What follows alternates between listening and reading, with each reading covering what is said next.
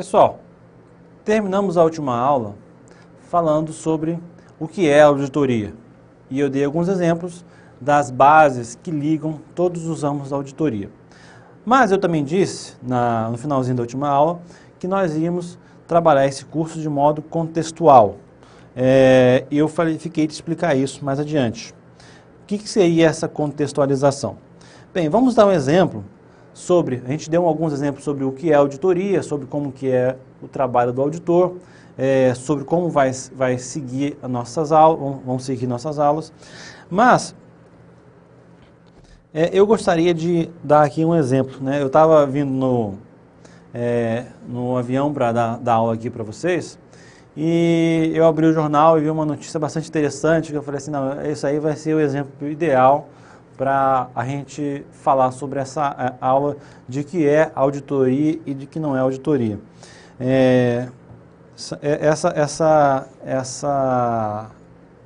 Vamos dizer assim, essa notícia estava aqui no jornal e eu achei bastante interessante. Olha o que diz ali, ó, Tribunal de Contas faz devassa na prefeitura e condena Bernal, que eu nem sei quem que é, por várias irregularidades. Órgão constatou irregularidades em contratos e no remanejamento de 28 milhões sem autorização. Tá, isso aqui, essa palavra aqui, devassa, ela é muitas vezes confundida com auditoria. E reforça o fato aí que foi citado o nome de Tribunal de Contas. Tribunal de Contas de um estado qualquer aí. Não é o Tribunal de Contas da União. O que eu tenho para dizer para você é o seguinte, a auditoria, ela não é uma devassa. Então, o Tribunal de Contas nunca faz uma devassa. Por quê? Qual que é a diferença de auditoria e devassa, vamos dizer assim, né? Não é a mesma coisa. O auditor, quando ele é contratado para fazer uma auditoria, essa auditoria, ela é sempre realizada com base em amostragem ou com base em alguns elementos que fazem o auditor ter uma certeza razoável. Então, em todas as normas de auditoria, vocês vão ver essa palavra, certeza razoável. Você vai ver isso aqui nas NAG, vocês vão ver isso aqui na norma do TCU, vocês vão ver isso aí nas normas do Conselho Federal de Contabilidade. Enfim, o auditor, ele nunca vai ter certeza absoluta sobre alguma coisa. Por quê? Porque a auditoria não se propõe a substituir o trabalho daquele que está fazendo o objeto da auditoria. Ou seja, se o auditor vai fiscalizar, por exemplo, uma obra rodoviária, ele não vai fazer, vamos dizer assim, refazer todo o trabalho que o órgão que fez a obra deveria ter feito. O auditor, quando vai analisar uma demonstração contábil, ele não vai refazer todos os lançamentos contábeis para verificar se as demonstrações contábeis estão corretas realmente. O auditor, na área médica, por exemplo, ele não vai verificar todos os pacientes e todos os médicos para verificar se realmente não existe nenhuma irregularidade.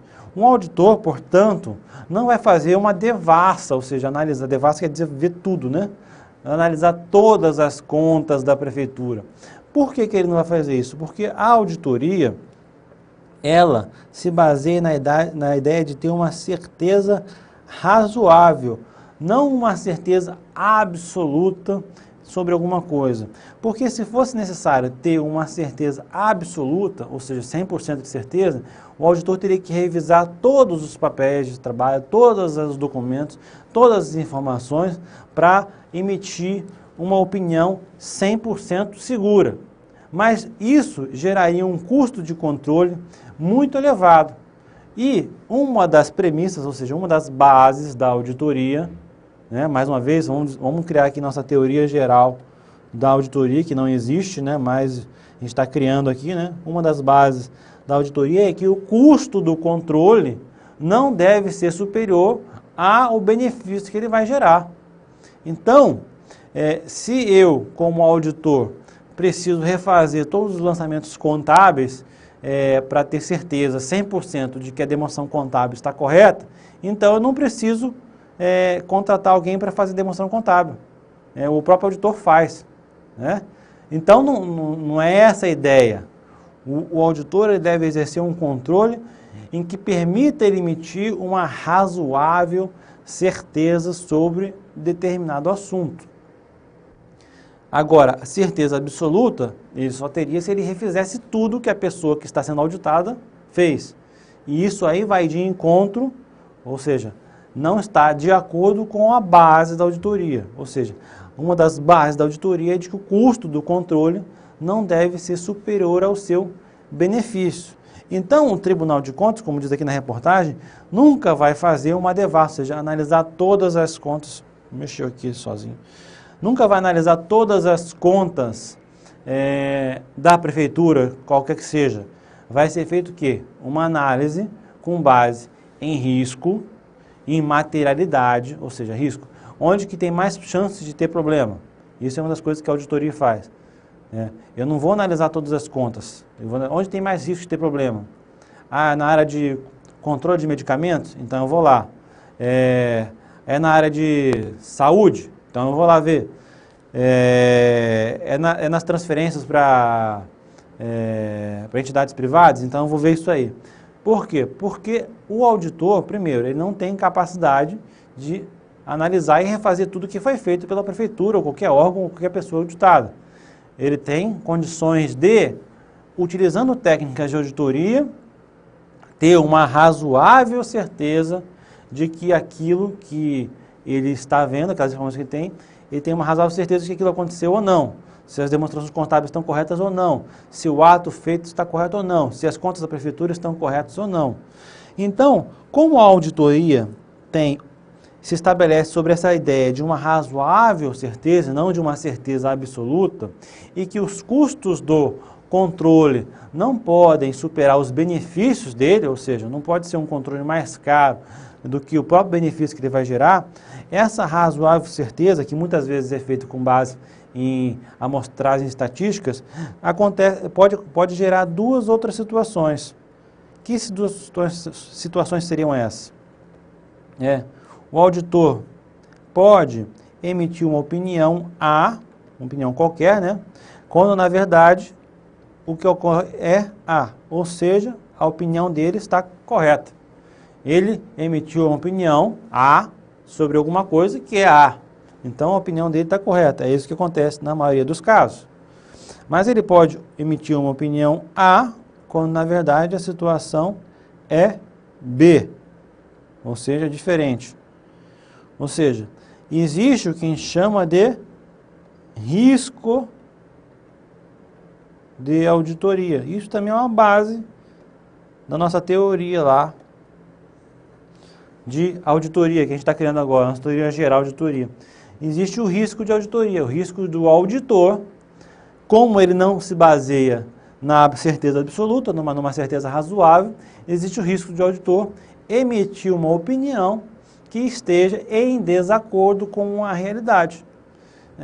Desde que ele tenha usado todas as técnicas de auditoria de forma correta, tenha feito as ressalvas de que ele fez o trabalho de uma maneira que fosse possível garantir certeza razoável, ele não vai ser responsabilizado por isso, claro, porque a certeza razoável tem como pressuposto uma possibilidade de que as coisas não saiam como planejado.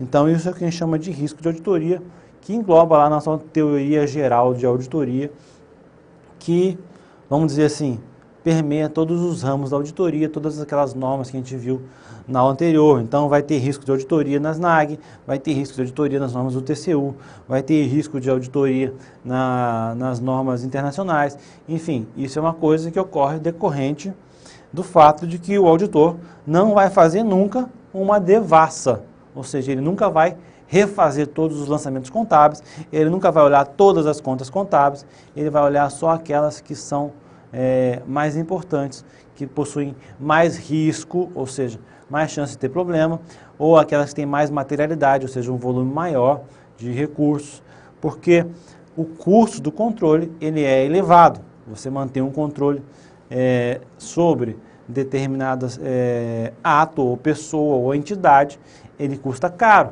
Então esse custo não pode ser superior, ele tem que garantir que o custo não seja superior ao benefício. A auditoria, ela se baseia muito na ideia de, vamos dizer assim, um medo de você ser pego, entendeu? Como existe um risco grande de você ser detectado pelo auditor ou pela auditoria, então as pessoas acabam, vamos dizer assim, não cometendo o ato, com medo de serem, vamos dizer assim, pegas em delito, vamos dizer assim, cometendo alguma irregularidade. Então, a auditoria, ela tem duas finalidades. Primeiro, é emitir aquele parecer e esse parecer deve ter uma razoável certeza. Agora, se não tivesse o auditor, a figura do auditor, as pessoas, mesmo que o auditor não veja tudo, mesmo que não seja uma devassa, o auditor, somente pela presença dele, pelo fato de existir uma auditoria, as pessoas já ficam com medo de fazer alguma coisa e serem pegas. Então isso aí é um outro efeito da auditoria que também, vamos dizer assim, permeia todos os ramos da auditoria, que vamos dizer assim, o medo de ser repreendido. Só que, mesmo que exista esse medo de ser repreendido, algumas pessoas vão correr esse risco. Claro, o ser humano ele é terrível, então ele vai às vezes correr o risco de ser pego. E muitas vezes ele vai cometer alguma irregularidade, essa irregularidade pode ser intencional ou não. Se ela for uma irregularidade intencional a gente chama de fraude, se ela não for intencional a gente chama de erro. Isso também permeia todos os ramos da auditoria. Mas, seja fraude ou seja erro, vamos botar aqui fraude ou erro, F ou E, existe o risco de o auditor não detectar essa fraude ou erro. Isso aí a gente chama de risco de detecção.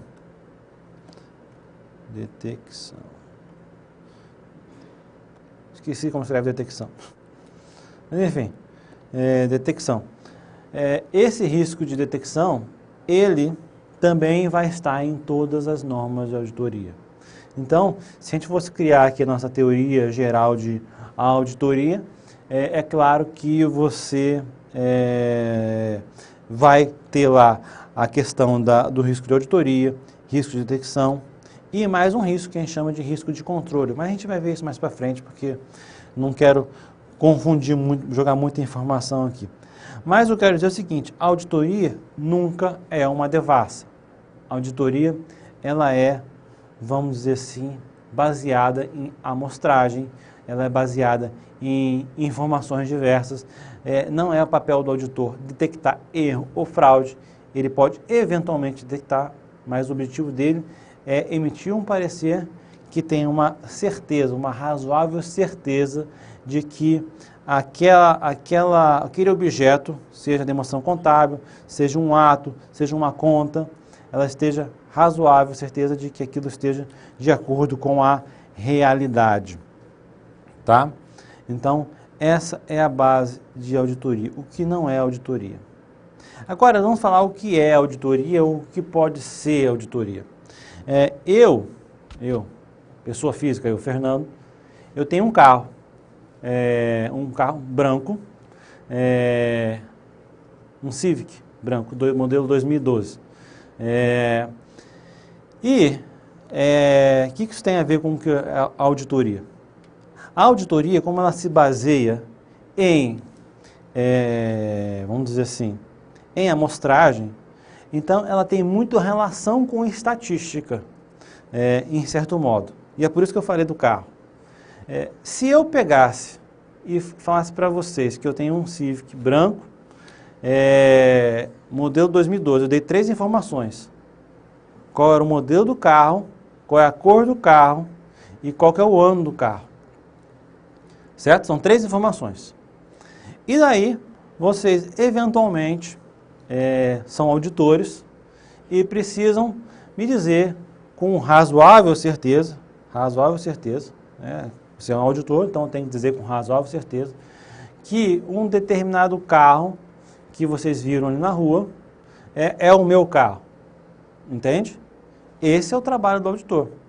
Então, qual que seria a primeira providência que vocês iriam tomar? Vocês iriam, primeira coisa, eu moro em Cuiabá, então vocês iriam saber o seguinte: quantos carros dessa natureza existem em Cuiabá, certo? Vamos supor que existam 200 carros com essas informações que eu dei aí em Cuiabá. Então, se vocês pegassem um carro ao acaso e tivesse essas características, você poderiam dizer o seguinte: existe 200 avos de chance de esse carro ser o seu carro. Então, o parecer de auditoria seria o seguinte: existe uma certeza razoável de que a probabilidade de esse carro ser o seu carro é de 1 em 200, certo? Se eu tenho 200 veículos com essas características que eu dei, na cidade de Cuiabá, aí já dei mais uma informação, na cidade de Cuiabá, existem 200 veículos. Agora, eu dou mais uma informação para vocês, que o meu carro, ele tem, vamos dizer assim, tem um amassado no capô. Alguém foi lá e bateu no meu carro. Não sei quem foi. E daí vocês iriam fazer o seguinte: é mais uma informação. Eu tinha dado 3 informações inicialmente, passei para a 4ª informação, que era Cuiabá, então vocês restringiram a 200 carros. E daí eu dei mais uma informação agora, que o carro foi, vamos dizer assim, batido ali no capô. 5 informações. Então agora vocês já podem restringir o seu escopo de trabalho a essas qualidades todas. Então vamos supor que existam 40 carros nessa situação, né? Sejam branco, modelo Civic, 2012, em Cuiabá e batido no capô. Entendeu? Percebo que quanto mais informações eu for dando sobre a determinada situação, ou seja, quanto mais informação eu tiver, quanto mais informação, mais I aqui, né? Menor vai ser o grau de incerteza, menor vai ser a possibilidade de erro. Então, é isso que o auditor faz. Quando ele está, vamos dizer assim, trabalhando com amostragem. Ele vai trazer a sua certeza razoável, que eu chamo aqui de razoável certeza, com base na quantidade de informações que ele tem disponível. Ou seja, quanto mais informações ele tiver, maior vai ser a certeza razoável. Agora, apenas para brincar um pouco com vocês, aqui é o seguinte: eu estava navegando no Facebook esses dias, e uma colega minha botou uma foto lá no Facebook, essa foto aí que está aí, eu apenas pedi aqui o pessoal tirar aqui o rosto do pessoal para não identificar. E olha que curioso, tem um carro aqui atrás, aqui, se pudesse ampliar, né? Aqui não dá para ampliar, mas ele é um Civic branco, não dá para saber qual que é o ano, né? Mas enfim, qual que seria a probabilidade de, vamos dizer assim, vocês como auditores estão lá investigando e querem saber qual a probabilidade de esse carro ser o meu carro. Vamos supor que o meu carro tenha sido roubado e está aí, vocês querem saber qual que é a probabilidade disso aí ser o meu carro. É claro que eu botei essa foto aqui porque eu ampliei e eu vi que a placa era meu, coincidentemente era o meu carro na época passando ali. Mas se vocês não tivessem essa informação da placa, que é a que define basicamente qual é o carro, como é que vocês fariam? Vocês precisam saber qual que é o ano do veículo, a cor bate, então a cor está ok, né? O modelo bate, então está ok. Então, o que vocês iriam fazer? Vocês iam levantar em que horas que foi batida essa foto, em que momento, em que local, ou seja, local.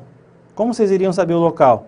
Vocês poderiam, pela foto, saber qual é o local, talvez entrevistando essas pessoas que estão na foto.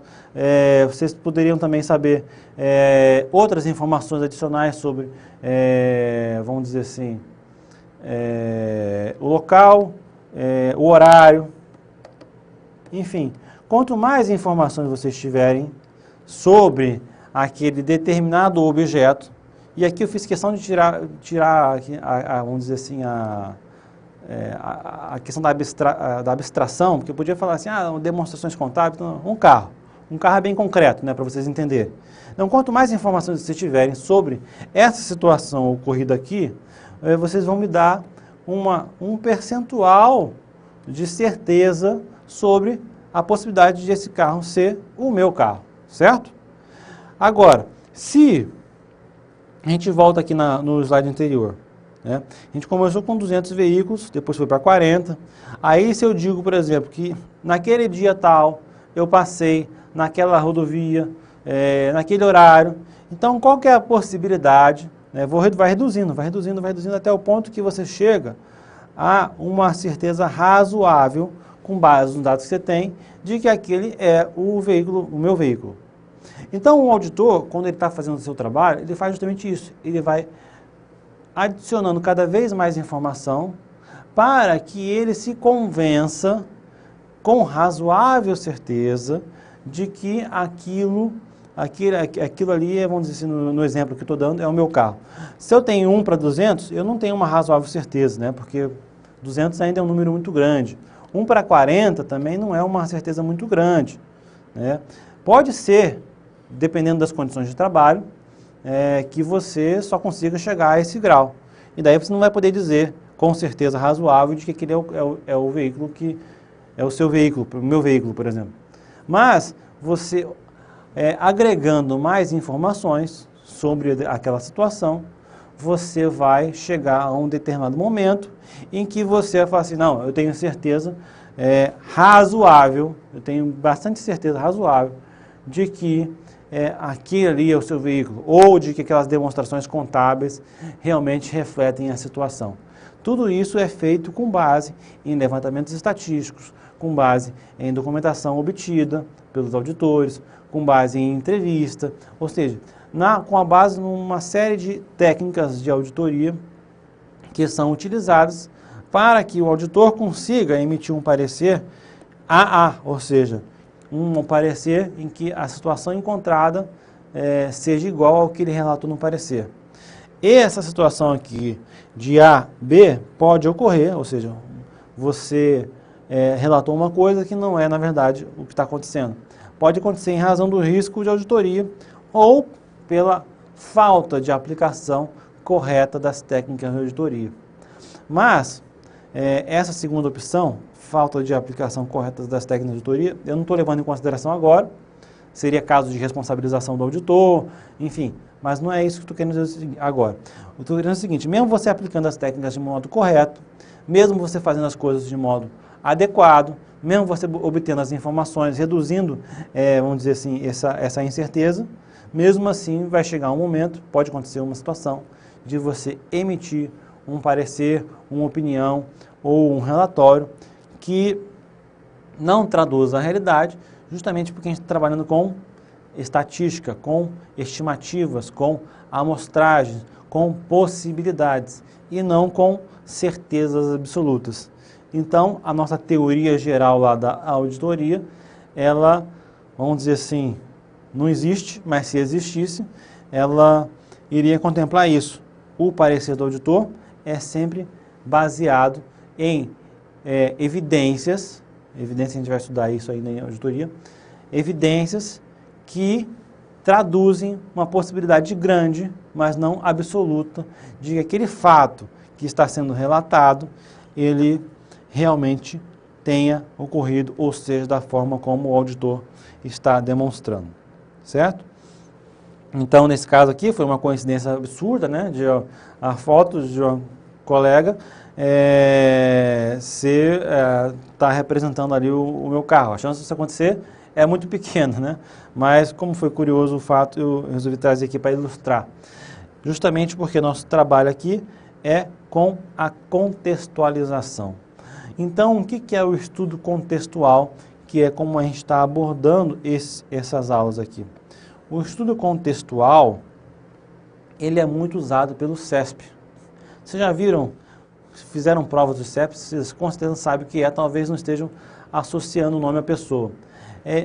O CESP, ele não exige geralmente, vamos dizer, ele não faz aquela pergunta assim, o que é auditoria? Ou então, o que é auditoria operacional? Ou então, o que é amostragem estatística? Ele não faz essas perguntas assim muito diretas. Ele fala o seguinte, prefeito da cidade tal, no ano de 2012, fez isso, fez aquilo outro, fez não sei o que lá, blá, blá, conta uma história enorme lá. E no final ele pergunta o seguinte, né? Com base nas normas de auditoria independente, não sei o que lá, blá, blá, blá, blá, blá, o que você faria, blá, blá, blá, blá, certo ou errado? É assim que o CESP faz. Ou seja, ele contextualiza uma situação, ele cria uma situação, e daí com base nessa situação que ele criou, ele faz uma pergunta para você. Uma prova que teve aí em 2012 ou 13, agora não me lembro, do TCU, foi perguntado o seguinte, existia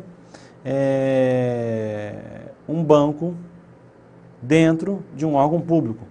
Esse banco, o Banco A, fazia pagamentos para os servidores. E a pergunta que foi feita pelo CESP era se aquele banco poderia estar alocado dentro de um órgão público sem que tenha sido feita uma licitação para a locação daquele espaço público. Eu não vou discutir a questão concreta porque não é objeto aqui, isso aí é questão de direito administrativo. Mas você percebe que ele não fez uma pergunta abstrata de licitação, ele fez uma pergunta concreta. Nessa situação, nesse caso concreto, ou seja, ele contextualizou, ele botou o conhecimento dentro de um contexto. E é isso que nós vamos tentar fazer ao longo desse curso. Contextualizar a informação, como eu fiz aqui agora com o exemplo do Civic, como eu fiz agora com aquela notícia das contas, para que o assunto seja tratado de uma maneira mais prática. Então, esses exemplos mostram que esse curso está estruturado para funcionar em uma nova perspectiva de ensino. Um estudo contextual, ou seja, eu vou tentar aqui não trazer a auditoria isso, a auditoria aquilo, não sei o que, eu vou tentar o quê?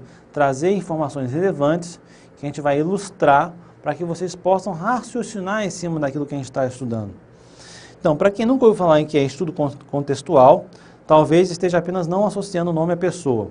O estudo contextual ocorre quando o ensino é feito com base em situações do dia a dia, para ilustrar o conteúdo a ser ensinado, ao invés de usar conceitos abstratos. Então, se eu começar a falar aqui de amostragem, percentual de população, é uma coisa assim muito abstrata. Então, eu vou tentar evitar fazer isso e fazer o quê? Exemplos. A contextualidade é usada muito em provas realizadas pelo CESP, onde se exige que o candidato raciocine sobre determinada situação prática. Ou seja, é o exemplo que eu dei lá do banco que está utilizando um espaço público sem realizar licitação. Isso pode? Isso não pode? É isso que o CESP geralmente faz em provas de concurso. E é isso que eu vou tentar fazer aqui com vocês. Contextualizar o assunto. Entendeu? Usar exemplos, contextualizar para vocês não ficarem com a informação estanque. Nós vamos ficar com a informação dentro de um certo contexto. Daí vocês aprendem a raciocinar a auditoria, não a decorar frases ou normas de auditoria. Tá? Então é isso o nosso objetivo. Na próxima aula a gente vai começar a adentrar um pouco mais nesse assunto. Por enquanto, obrigado e até mais.